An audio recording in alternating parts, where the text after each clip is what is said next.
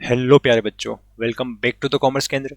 और आज के इस वीडियो लेक्चर में हम जो कवर करने वाले जीडीपी, बार बार हम सुनते हैं ना, जीडीपी बढ़ गया, जीडीपी घट गया, उस देश का जीडीपी इतना है या इस देश का जीडीपी इतना है। तो ये होता क्या है, दरअसल हम उसको समझेंगे। फिर जीडीपी के रिगार्डिंग दो शब्द होते हैं, एक होता है नॉमिनल जीडीपी और एक होता है रियल जीडीपी। ये क्या होता है, और इसी चीजों को इस एक वीडियो में हम सब कुछ क्लियर कर देने वाले हैं। और इसमें खासकर जो नॉमिनल जीडीपी और रियल जीडीपी है वो समझने की कोशिश करना बेटा, है ना। तो आज के लेक्चर की हम शुरुआत करते हैं। और अगर हम इस लेक्चर को सीखना चाहते हैं, समझना चाहते हैं, तो सबसे पहले हमें कुछ बेसिक चीजें पता होनी चाहिए। जैसे कि आपको पता होना चाहिए कि प्रोडक्शन जो होता है, प्रोडक्शन जो होता है वो दो चीजों के बारे में होता है। दो चीजों के बारे में नहीं, दो चीजों का होता है, सॉरी।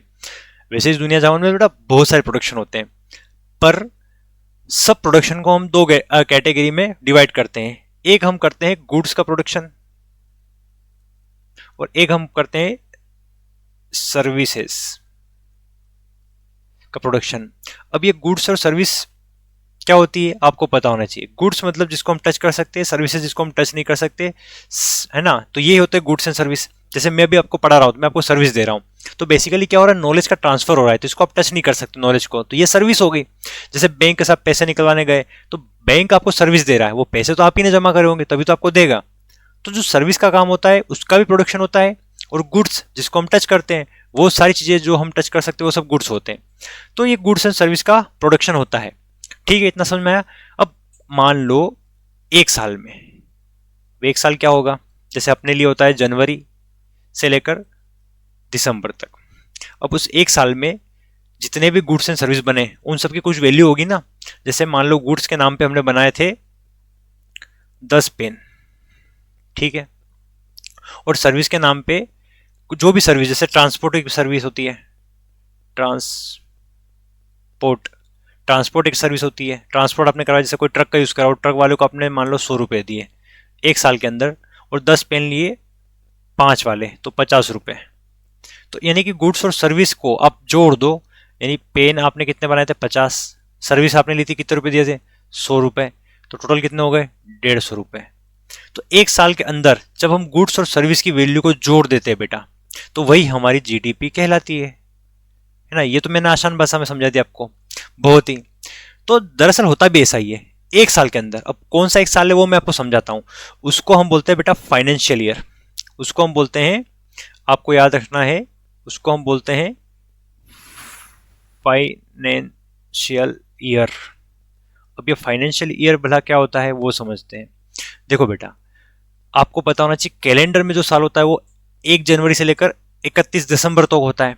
वैसे ही एग्रीकल्चरल ईयर भी होता है, जब मानसून आता है, जब पहली बार बारिश होती है, तब से लेकर जब तक गर्मी ना आ जाती, आखिरी फसल जब तक आ नहीं जाती है, तब तक वो होता है एग्रीकल्चरल ईयर। वैसे ही इकोनॉमिक्स में कह लो आप, या हमारे देश के फाइनेंस जो सिस्टम है उसमें हमने डिसाइड करा कि हम हमारे देश में जो है ना, एक फाइनेंशियल, मतलब हमारे देश में क्या, हर जगह जो फाइनेंशियल ईयर डिसाइड करा हमने, एक नया फाइनेंशियल ईयर डिसाइड करा, वो था 1 अप्रैल से लेकर 31 मार्च तक। बस हमने डिसाइड कर लिया, चलता आ रहा है, ठीक है। तो इसी को जो है फाइनेंशियल ईयर अभी तक कहा गया। तो ये जो है यही फाइनेंशियल ईयर होता है 1 अप्रैल से लेकर 31 मार्च तक, ठीक है। तो अब इसका मतलब क्या होता है, फाइनेंशियल ईयर हमने समझ लिया। अभी तक हमने क्या क्या समझा, देखो बेटा, अभी तक हमने समझा क्या, प्रोडक्शन होता है गुड्स और सर्विस का, ठीक है, समझ में आ गया। गुड्स मतलब जिसको टच कर सकते हैं, सर्विस जिसको हम टच नहीं कर सकते हैं। फाइनेंशियल ईयर क्या होता है, 1 अप्रैल से लेकर 31 मार्च के बीच का जो समय होता है उसी को हम जो है फाइनेंशियल ईयर कहते हैं। हम जो समझ रहे थे, ध्यान से सुनना, वो था जीडीपी। अब ध्यान रखना, जीडीपी जो होता है, मैंने बोला था वन फाइनेंशियल ईयर में, एक फाइनेंशियल ईयर में जितने भी गुड्स एंड सर्विस बने, क्या बोला मैंने, गुड्स एंड सर्विसेस जो बने, ओके, तो उन सब की वैल्यू, जैसे बोला था ना, गुड्स जैसे पेन बने तो पेन की वैल्यू होगी, ट्रांसपोर्ट करता था, तो उन सब की जो वैल्यू होती है, मॉनेटरी वैल्यू, पैसों में जो वैल्यू, उस वैल्यू को ही जीडीपी कहते हैं। ये हमारी नॉर्मल लैंग्वेज में जीडीपी का मतलब होता है। तो अभी तक हमने इतना समझा। अब आपको एक चीज समझनी रहेगी, एक वर्ड आने वाला है, वो है बेस ईयर। ये बेस ईयर होता क्या है, ये आपको समझना पड़ेगा। देखो, इसको समझने के लिए पहले आपको कुछ चीजें मैं समझा देता हूं। देखो, अगर आपको कुछ कंपैरिजन करना होता है ना, कुछ कंपेयर करना है, क्या बोला मैंने, कंपेयर। तो अगर आपको कुछ कंपेयर करना है तो आप कंपेयर करने के लिए कुछ पहले से चीजें डिसाइड करते हो ना। जैसे कि कंपेयर करने के लिए मान लो आप न जैसे कुछ भी कंपेयर करना है आपको, तो कंपेयर करने के लिए आपको पहले से कुछ चीजें फिक्स करनी पड़ती है, तभी आप कंपेयर कर पाओगे। जैसे क्या फिक्स करना पड़ेगा कि जैसे फॉर एग्जांपल आपने जो कपड़े लिए वो 1,000 रुपए के थे, तो ये 1,000 रुपए आपने फिक्स कर लिए। अब आप दूसरी बार जब सेकेंड टाइम कपड़े लाओगे तो मान लो वो 2,000 रुपए का है, तो आप उससे कंपेयर करोगे ना, कंपेयर करके बोलोगे कि इस बार जो है पैसे बढ़ गए, कितने, 2 गुना, इंटू 2,000 के 2,000 हो गए। तो आपको पता है कैसे चला कि बढ़ गया। अगर आप पहले कंपेयर ही नहीं करते पिछले साल के, है ना, या पिछली बार के, तो आपको पता कैसे चलता कि चीजें बढ़ गई है। तो कंपेयर करना पड़ता है। तो कंपेयर कर रहे हैं जब आपको तभी पता चला। वैसे ही बेटा, एक हमारी इकोनॉमिक्स में हम बेस ईयर को पढ़ते हैं, तो बेस ईयर भी एक ऐसा ईयर होता है जो कंपेयर किया जाता है। जैसे फॉर एग्जांपल हमारे इंडिया में 2011-12 के फाइनेंशियल ईयर को बेस ईयर कहा गया है। अब अभी 2026 चल रहा है, तो 2026 में क्या बदला क्या नहीं बदला उसको हमें कवर करना हो, है ना, तो हमें क्या करना पड़ेगा कि 2012 से कंपेयर करके हम देखेंगे 2011-12 में कितनी चीजें चेंज हुई। उसी चेंज को, है ना, समझने के लिए हमें एक बेस ईयर चाहिए होता है। और ये बेस ईयर जो होता है ना, गवर्नमेंट डिसाइड करती है। ये बेस ईयर जो होता है वो गवर्नमेंट डिसाइड करती है। तो एक बेस ईयर आपको समझना था, तो समझ में आ गया। हमारे इंडिया में जो बेस ईयर है वो 2011-12 है। अभी गवर्नमेंट उसको बदलने की बात कर रही है ना, 2022-23 या 23-24 की बात चल रही है, लेकिन अभी फिक्स नहीं हुआ है। तो कुछ चीज हमने समझी है, अब समझना चालू करते हैं एक्चुअल में जीडीपी क्या होता है, और नॉमिनल जीडीपी क्या होता है, और रियल जीडीपी क्या होता है।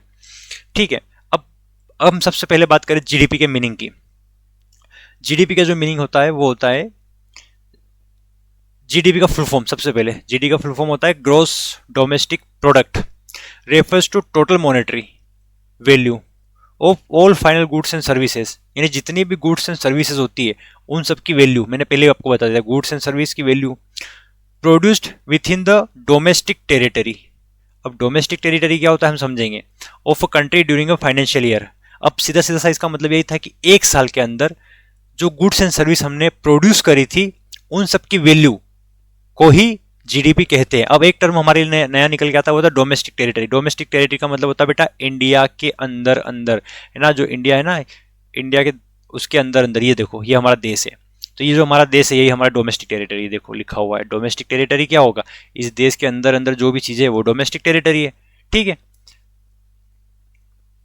अब इसमें जो मेन वर्ड थे वो देखो क्या, monetary value, final goods, domestic territory और फाइनेंशियल ईयर। एक साल के अंदर जितने भी गुड्स एंड सर्विस होते हैं उन सब की मॉनेटरी वैल्यू जो कि एक घर के अंदर प्रोड्यूस करी गई हो उसी को जीडीपी कहते हैं। तो आई होप आपको समझ में आ गया होगा जीडीपी का मतलब।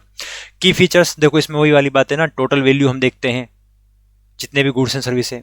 फाइनल गुड्स ओनली, अब फाइनल गुड्स ओनली क्यों, क्योंकि इसमें इंटरमीडिएट गुड्स हम नहीं देखते, है ना। देखो इंटरमीडिएट गुड्स क्यों नहीं, जैसे मान लो ब्रेड बना, अब ब्रेड बनाने के लिए बीच में क्या, आटा चाहिए होता है।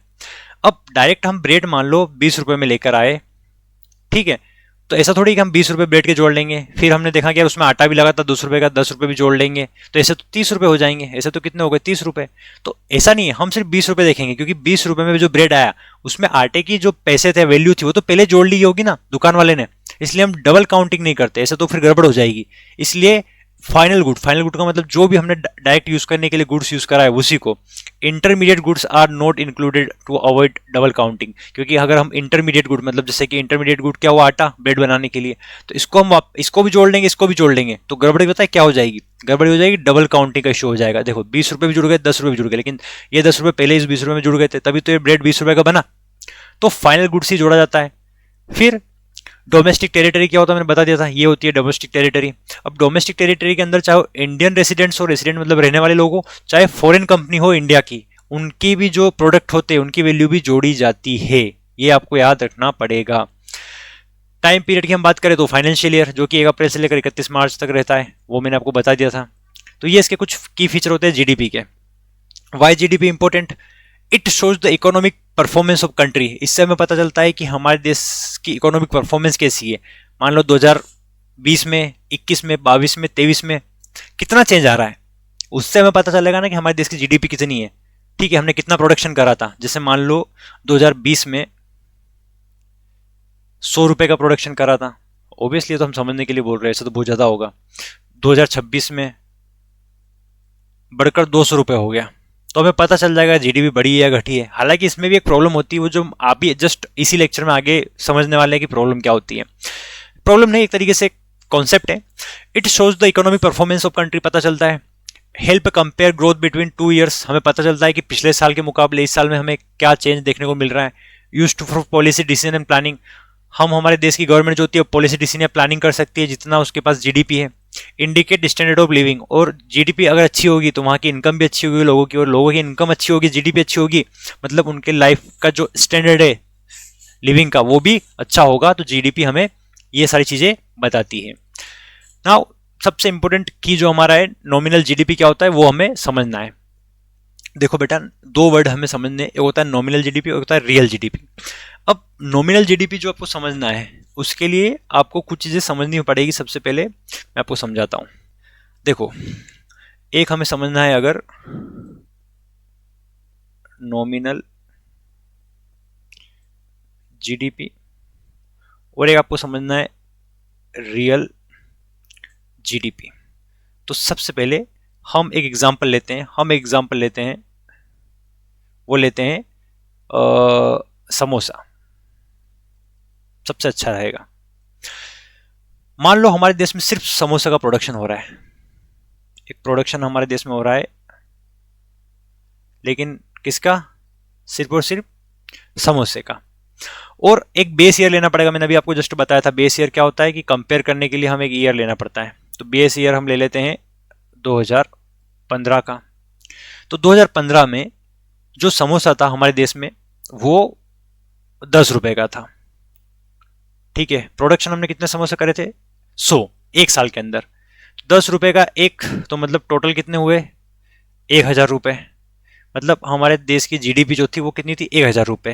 बोले सर सिर्फ समोसा प्रोडक्शन हुआ था, हमने ये मान लिया था ना कि सिर्फ समोसा का प्रोडक्शन करा हमने। तो हम कह सकते हैं, क्या कह सकते हैं कि 2015 में जीडीपी जो थी वो क्या थी? 1000 रुपए। आया समझ में बेटा? तो फिर अभी मान लो करंट ईयर जो है 2025 निकला, तो 2025 में समोसा, वही समोसा जो है प्राइस बढ़कर हो गए 20 रुपए, लेकिन प्रोडक्शन अभी भी 100 समोसे का ही कर पाए हम, है ना। हमने अपना प्रोडक्शन बढ़ा ही नहीं पाए। गवर्नमेंट का फेलियर मान लो, सूखा पड़ गया मान लो, कुछ भी हो गया, इकोनॉमिक क्राइसिस हो गया, कुछ भी हो गया। तो अब क्योंकि 20 रुपए है तो मतलब सीधी सी बात है बेटा, 1000 का डबल कर दो तो 2000 रुपए। तो इस बार हमारी जीडीपी कितनी हुई? 2000 रुपए। तो कहने को तो ये भी कहा जा सकता है कि हमने हमारी जीडीपी को दोगुना कर लिया। देखो जीडीपी पहले 1000 थी, अब जो हमारी जीडीपी कितनी हो गई? 2000 हो गई। लेकिन रियलिटी क्या है? रियलिटी हमें चेक करनी है। रियलिटी हम अगर चेक करें तो पहले भी हम 100 समोसे बना रहे थे, अब भी हम 100 समोसे बना रहे हैं, और हमारी जीडीपी जो देखो बढ़ गई है। एक्चुअल में महंगाई बढ़ गई, जीडीपी हमारी नहीं बढ़ी, हमारी महंगाई बढ़ गई। हम हाँ पैसे के टर्म में हम देखेंगे तो पैसे बढ़ गए, लेकिन तो हमारा प्रोडक्शन जो है, प्रोडक्ट जो है वो तो उतना के उतना ही है। तो जीडीपी में ये भी है ना, जो नेता लोग बोलते हैं ना हमने जीडीपी को दोगुना कर लिया, तो अब आप इकोनॉमिक्स के बच्चे हो, आपको सारी चीजें देखनी चाहिए। लेकिन हम समझ रहे थे सर नॉमिनल और रियल जीडीपी का कनेक्शन क्या था, यहां पर यही था। तो सारी चीज देखो, ये जो थी ना 2025 की करंट ईयर, इसको बोलते हैं करंट ईयर, 2025-26 अभी चल रहा है। ठीक है, तो इस करंट ईयर मतलब को जब जीडीपी निकालते हैं, और करंट ईयर की जीडीपी निकालने के लिए हम क्या करते हैं, करंट ईयर के जो प्राइस होते हैं, है ना, उसको और करंट ईयर की जो क्वांटिटी होती है उसको जब जोड़ देते हैं तो उसको हम बोलते हैं नॉमिनल जीडीपी। ठीक है, करंट ईयर के प्राइस और करंट ईयर की क्वांटिटी, इसको बोलते हैं हम बेटा नॉमिनल। लेकिन अगर हमें इस 2025-26 का भी हमें देखना है कि यार कितना चेंज हुआ, तो हम क्या करेंगे, रियल जीडीपी देखेंगे। रियल जीडीपी फिर क्या होगा, रियल जीडीपी जो होता है ना बेटा, बेस ईयर का प्राइस देखता है, बेस ईयर का प्राइस इनटू करंट ईयर की क्वांटिटी। जैसे 2025-26 में भी क्वांटिटी तो 100 ही रहेगी समोसे की, और बेस ईयर के प्राइस कितने थे, 10। तो अब हमें पता चलेगा कि हम तो वहीं के वहीं हैं, मतलब 10 साल में भी हमने कोई तरक्की नहीं करी, हमारा जो जीडीपी वो 1000 की 1000 रह गया। तो ये कंपेयर करने के लिए हम जो है नॉमिनल और रियल जीडीपी को हम देखते हैं। नॉमिनल मतलब हमारा अभी का साल, अभी के प्राइस और अभी की क्वांटिटी, इसी साल जो हमने प्राइस है वो और इसी साल जो हमने उत्पादन किया है, प्रोडक्शन किया है, वो दोनों को जब मल्टीप्लाई करते हैं तो वो हमारी नॉमिनल जीडीपी होता है। और इस साल का जो हमारा प्रोडक्शन है, उस प्रोडक्शन को हमारा जो बेस ईयर था, है ना, जो कि 2011-12 इंडिया में, उस टाइम के प्राइस को हम जब मल्टीप्लाई करते हैं तो हमें रियल जीडीपी मिलती है। तो रियल जीडीपी और नॉमिनल जीडीपी हमें कंपैरिजन में हेल्प करती है, और रियल जीडीपी और नॉमिनल जीडीपी को निकालने के लिए हमें एक बेस ईयर चाहिए होता है। अब ये बेस ईयर जो होता है गवर्नमेंट डिसाइड करती है, ठीक है। इसको हम किसी और दिन अलग से बहुत अच्छे से समझेंगे। बेस ईयर बेसिकली एक नॉर्मल ईयर होता है जब ना कोई युद्ध हुआ होगा, ना बहुत ज्यादा महंगाई होगी, ना बहुत ज्यादा बेरोजगारी होगी। एक नॉर्मल ईयर जो ठीक ठाक रहा, उस ईयर को बेस ईयर माना जाता है, ताकि महंगाई बहुत ज्यादा ना बढ़ जाए, वरना फिर पता चला कि बाद में चलकर महंगाई पहले बहुत बड़ी हुई थी, 5 साल बाद कम हो गई, तो चीजें गड़बड़ ना हो जाए, या फिर महंगाई पहले बहुत कम थी, डिफ्लेशन था, और अब जो इन्फ्लेशन बहुत बढ़ गया। तो ऐसा नहीं करते। ये सारी चीजें आपको धीरे धीरे समझ में आने लगी। फिलहाल हम समझ रहे थे, उसी को हम कवर करते हैं नाउ। Sorry, nominal GDP. अब नॉमिनल जीडीपी मीनिंग अगर इसकी हम बात करें तो nominal GDP is the total value of goods and service measured at current year price, है ना। करंट ईयर प्राइस जो होते हैं, it uses price that prevailing in the same year which output is produce, मतलब इसी साल का जो प्रोडक्शन था उसी को, और इसी साल के जो प्राइस थे उन दोनों को। और नॉमिनल जीडीपी का जो फॉर्मूला होता है वो भी होता है करंट ईयर प्राइस और करंट ईयर आउटपुट, ठीक है। जैसे करंट ईयर प्राइस मैंने बताया था ना आपको कि समोसा जो है इस बार 20 रुपए का हो गया, और समोसे हम कितने बना पाए, 100, तो हमारी जीडीपी कितनी हो गई, 2000। तो ये हो गया नॉमिनल जीडीपी। आया समझ में।